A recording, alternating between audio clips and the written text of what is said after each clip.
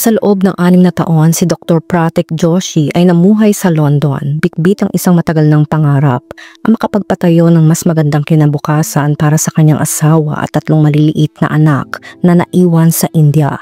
Matapos ang maraming taon ng pagpaplano, paghahanda ng papeles at mahabang paghihintay, sa wakas ay natupad na ang pangarap na iyon. 2 araw lang ang nakalipas, nagbitiw na sa kanyang trabaho sa India ang kanyang asawa na si Dr. Komi Vyas, na isa ring profesional sa medisina. Handa na ang lahat, ang mga bagahe, ang pamamaalam, ang kinabukasang naghihintay. Dumating ang umaga ng June 12, 2025 sa India, puno ng pag-asa, kagalakan at mga planong hinaharap ang buong pamilya. Silang 5 ay sumakay sa Air India Flight 171 patungong London. Nag-selfie pa sila, ipinadala sa mga kamag-anak, isang larawan ng bagong simula, isang one-way ticket patungo sa bagong buhay. Ngunit sila'y hindi na nakarating. Ang eroplano ay biglang bumagsak. Walang sino man sa kanila ang nakaligtas.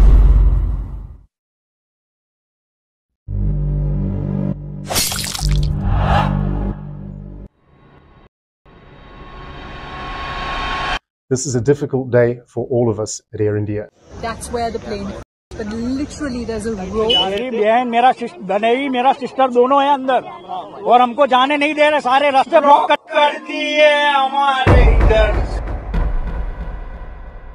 June 12, 2025 sa India, isang nakakalungkot at nakakagulat na pangyayari ang naganap nang bumagsak ang isang napakalaking eroplano, ang Boeing 787-8 Dreamliner. Kinumpirma ng Air India na may 242 na katao sa loob ng eroplano, kabilang ang 230 na pasahero at 12 na crew members. Ayon sa airline, 169 sa kanila ay mga Indian nationals, 53 ay British, 7 ang Portuguese at ang isa ay Canadian. Kabilang sa mga pasahero ang dating Gujarat Chief Minister Vijay Rupani ng India. Ang eroplanong AI-171 na may biyaheng mula Ahmedabad patungong London Gatwick ay bumagsak sa Sardar International Airport sa Ahmedabad, India sa loob lamang ng 30 seconds matapos mag-take off. Ito ang kauna-unahang pagkakataon na nangyari ito sa isang Dreamliner, isang eroplanong bagong gawa noong 2013. Ang trahedya ay lalong naging masakit dahil bumagsak ito sa isang residential area. Kinumpirma sa una na walang nakaligtas sa loob ng eroplano at karagdagang sa lupa na may hindi bababa sa 5 mag-aaral ng medisina ang nasawi at humigit kumulang 50 pa ang nasugatan.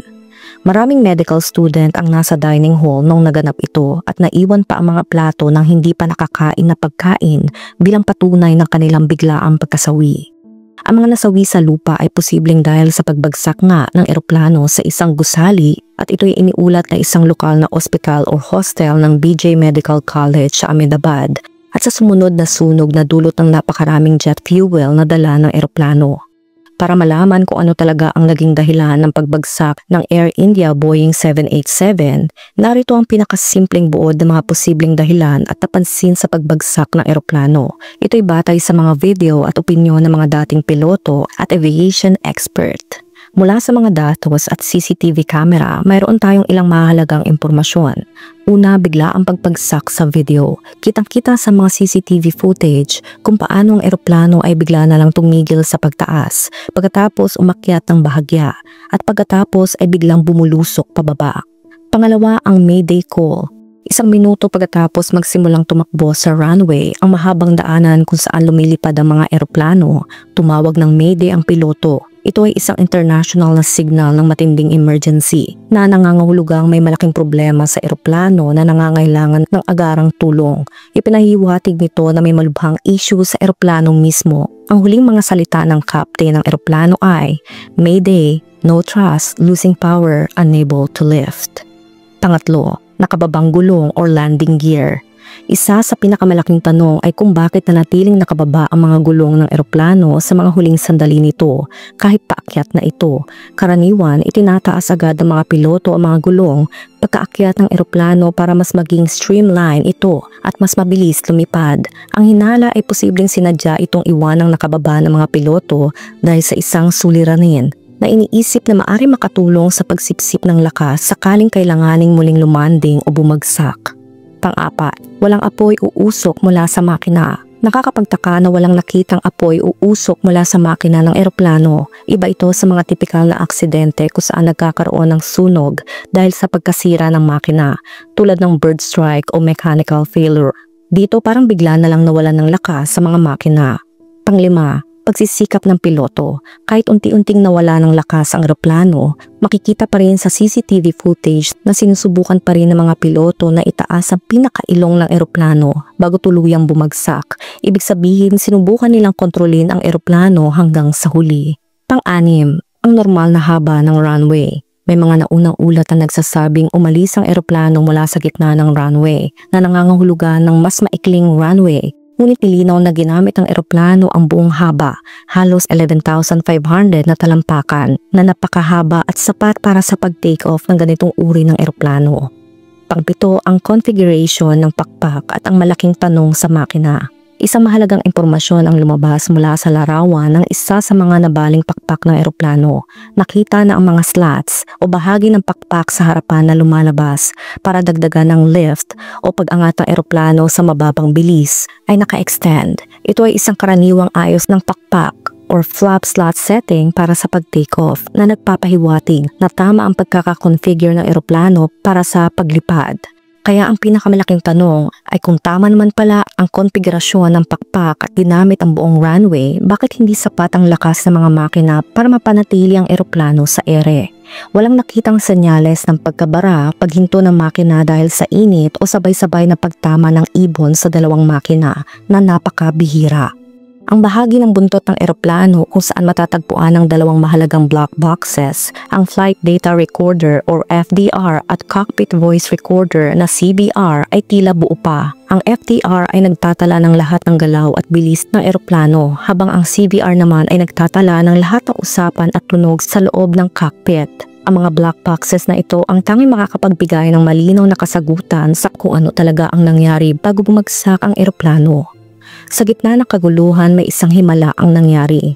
Isang lalaki ang lumitaw bilang nag-iisang nakaligtas sa pagbagsak ng Air India Flight 171 at agad na tumawag sa kanyang pamilya sa pamamagitan ng video call ilang sandali matapos makatakas mula sa nasunog na eroplano. Si Vishwash Kumar Ramesh ay 38 years old. Siya ay pauwi sana sa London mula Ahmedabad nang bumagsak ang eroplano. Kabilang sa mga pasahero ang kanyang kapatid na si Ajay Ramesh na hindi nakaligtas.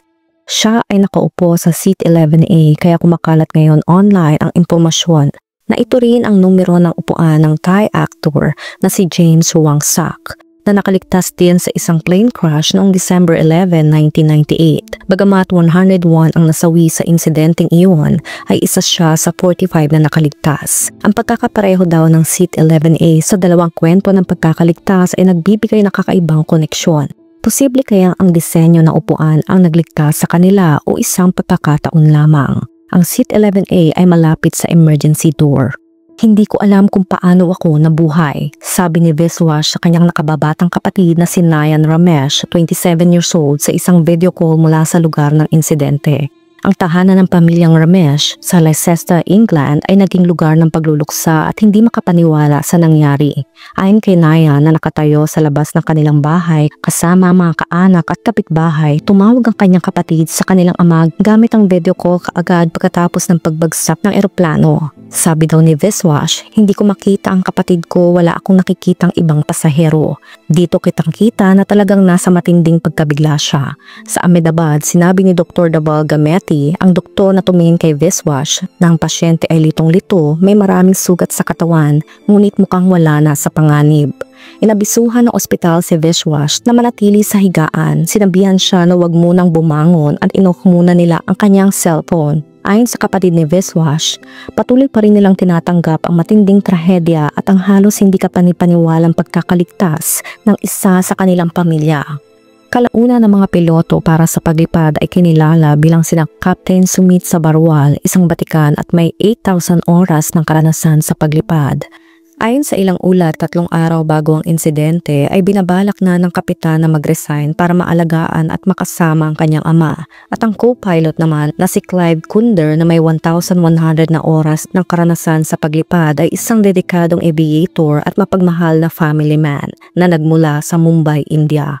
Ang Boeing 787 Dreamliner ay nagmula sa Estados Unidos, partikular sa kumpanyang Boeing, at nagsimula noong April 2004. Nilalayo nitong makagawa ng isang eroplano na matipid sa gasolina at may mahabang abot ng paglalakbay gamit ang mga composite materials. Ilan sa mga mahalagang kaganapan ay ang paglabas ng prototype nito noong July 2007, ang unang paglipad naman ay noong December 2009 at ang unang paghahatid sa ANA or All Nippon Airways noong September 2011 na sinimulang gamitin sa komersyal na serbisyo noong October 2011. Nahaharap ang programa sa mga unang hamon lalo na sa mga lithium-ion na baterya na naging sanhi ng pansamantalang pag-grounding ng lahat ng 787 sa buong mundo noong unang bahagi ng 2013. Nalutas naman ito pagsapit ng April 2013.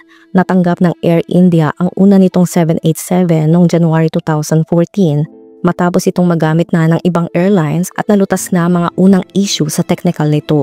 Mayroong 1,148 Boeing 787 na variant na kasalukuyang ginagamit sa buong mundo at ang average na edad ng mga ito ay 7.5 years. Samantala, ang VTANB, ang flight registration ng Air India Boeing 787-8 Dreamliner ay mahigit 11 years old na at mayroon na itong mahigit 41,000 na oras ng paglipad at halos 8,000 beses ng pag-take off at paglapag. Sa kabilang banda, sa gitna ng patuloy na paghahanap sa katotohanan sa likod ng misteryosong pagbagsak ng Air India Dreamliner, may mga boses na lumabas mula sa loob ng Boeing mismo at sila ay nagbabala. Ang mga boses na ito ay hindi mula sa mga pasahero, kundi mula sa mga taong nagtatrabaho at nakakita ng mga bagay na nagbigay sa kanila ng labis na pag-aalala. Sila ang mga tinatawag na whistleblowers, mga taong naglakas loob na isiwalat ang mga posibleng problema sa seguridad ng mga eroplano kahit pa mapahamak ang kanilang sarili. Ang kanilang mga kwento ay nagpapakita ng isang nakababahalang sulyap sa mga nangyayari sa likod ng mga kortina ng paggawa ng eroplano. Sila ang mga nagbunyag ng mga lihim, nagtaas ng mga tanong at ngayon ay lalo pang naglalagay ng misteryo sa likod ng mga insidente tulad ng pagbagsak ng Dreamliner. Kilalanin natin ang ilan sa mga paunahing individual na ito. Si John Barnett ay isang quality control manager sa South Carolina, planta ng Boeing. Ang kanyang trabaho ay tiyakin ng tama at ligtas ang bawat bahagi ng eroplano. Ngunit ang kanyang nakita ay lubhang nakakabahala. Nagulat siya ng mga misteryosong depekto sa 787 Dreamliner. Kabilang ang mga sistemang may problema sa oxygen, mga ligaw na metal na peraso sa loob ng eroplano at mga piyesa na hindi akma sa pamantayan. Isipin niyo mga maliliit na peraso ng metal na ito ay maaring makasira sa mahalagang electrical system. Matapos ang mga taon ng pangulit at panggigipit sa trabaho, nakakalungkot na si Barnett ay pumanaw noong March 2024. Nagsampa ng kaso ang kanyang pamilya laban sa Boeing na sinasabing ang mga ginawa ng kumpanya ang nagtulak sa kanya na voluntaryong tapusin ang sarili. Isang kwento ng tapang na nauwi sa trahedya.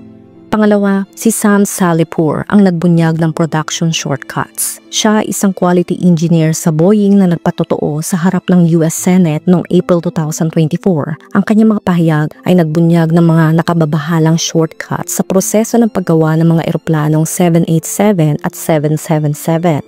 Kabilang ang mga puwang sa katawan ng eroplano na hindi maayos na naselyuhan. Ayon sa kanya, nakaranas din siya ng mga banta mula sa mga manager matapos siyang magsalita.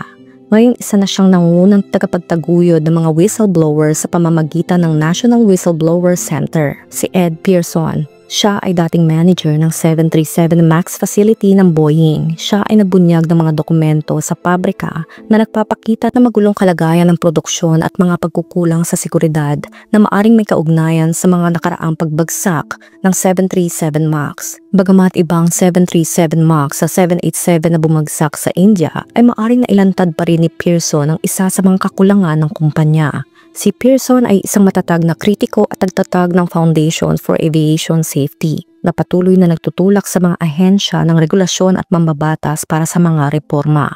Si Vince Weldon, isang engineer na nagbigay ng babala na noong 2006 tungkol sa disenyo ng 787 Dreamliner. Ayon sa kanya, ang composite fuselage, ang katawan ng eroplano na gawa sa iba't ibang materyales ay maaring hindi ligtas at posibleng madurog sa isang aksidente. Nagsampa siya ng reklamo sa FAA at OSHA at sinabing siya ay tinanggal sa trabaho bilang ganti. Bagamat hindi siya opisyal na kinilala bilang whistleblower ng OSHA, ang kanyang mga babala ay nagbigay ng paunang babalang bandila tungkol sa eroplano. Ang kanilang mga revelasyon ay nagdulot ng mga pagdinig sa Kongreso, mga federal na investigasyon at mga legal na aksyon, kabilang ang kasong wrongful ng pamilya Barnett at muling pagtutok sa seguridad matapos ang pagbagsak ng Air India 787 ngayong taon. Kung magkaroon ng depekto sa isang Boeing 787 na magdudulot ng insidente, malaki ang magiging legal na implikasyon para sa kumpanya at sa mga individual. Maaring harapin ng mga individual o korporasyon ang mga kaso ng kriminal tulad ng manslaughter o kung ang kapabayaan o matinding pagwawalang bahala sa kaligtasan ang direkta kasanhi ng pagkasawi. Maari ding kasuhan ng reckless endangerment kung lumikha ng malaking panganib o fraud or false statements kung sadyang nagtago ng impormasyon mula sa mga regulator. Ang mga korporasyon ay maaring magbayad ng malaking multa at parusa sa ilalim ng corporate criminal liability. Product liability, kadalasang nauuwi sa civil na demanda ang mga insidente. Dito pumapasok ang strict liability, kung saan ang tagagawa ay may pananagutan sa mga depekto na nagdulot ng pinsala kahit walang kapabayaan. Maaari ring magsampa ng kaso mga biktima para sa kapabayaan or negligence na nagsasaad na ang Boeing ay hindi nag-ingat ng sapat sa disenyo, paggawa o pagsubok ng eroplano. Sa huli, ang tiyak na krimen ay nakasalalay sa tindi ng insidente, antas ng pananagutan at kung may intensyon o matinding kapabayaan na nangyari. Patuloy ang investigasyon at ang mga pangunahing tanong na kailangan ng kasagutan ay, bakit walang sapat na lakas o trust ang mga makina? Ano ang naging sanhi ng Mayday call ng mga piloto? Inaasahan na ang mga paunang ulat ng investigasyon ay ilalabas sa loob ng 30 days na magbibigay ng mas malinaw na larawan sa trahedyang ito. Nagpaabot naman ng pagdadalamhati si N. Chandrasekaran, ang tagapangulo ng Tata Sons. Sila ang may hawak ng Air India. Anya, lubos ang aming dalamhati sa trahedyang kinasasangkutan ng Air India Flight 171. Walang salita ang sapat upang ilarawan ang sakit at lungkot na nararamdaman namin sa mga sandaling ito. Ang aming mga dasal at pakikiramay ay kasama ng mga pamilyang nawalan ng mahal sa buhay, pati na rin ng mga nasugatan. Maglalaan ng Tata Group ng 71 crore o 518 million pesos para sa pamilya ng bawat biktima na nasawi sa trahedyang ito. Sasagutin din namin ang lahat ng gastusin sa pagpapagamot ng mga nasugatan at titiyakin namin sila ay makakatanggap ng kaukulang pangangalaga at suporta. Bukod pa rito, magbibigay din kami ng tulong sa pagpapagawa ng hostel ng BJ Medical. Mananatili kaming kaisa ng mga apektadong pamilya at komunidad sa panahong ito ng matinding pagsubok.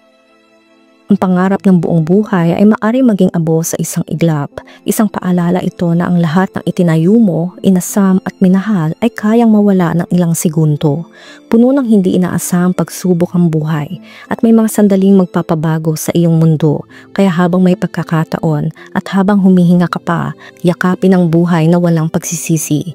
Mahalin ng lubos sa mga tao sa paligid mo at ang bawat sandali. Huwag ipagpabukas ang kaligayahan. Simulan ito ngayon. Yakapin ang bawat hamon dahil sa huli ang mga alaala at pagmamahal lang ang tanging mananatili.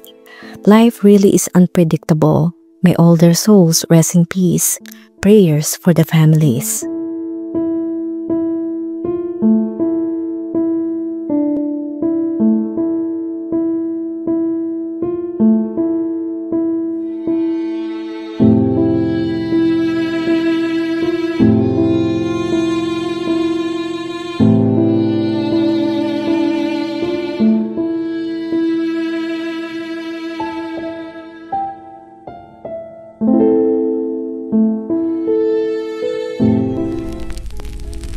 Kung nakaabot ka sa video na ito ay maraming salamat. Huwag kalimutan mag-like, share, subscribe, and turn on the notification. Ingat ka palagi. Ciao!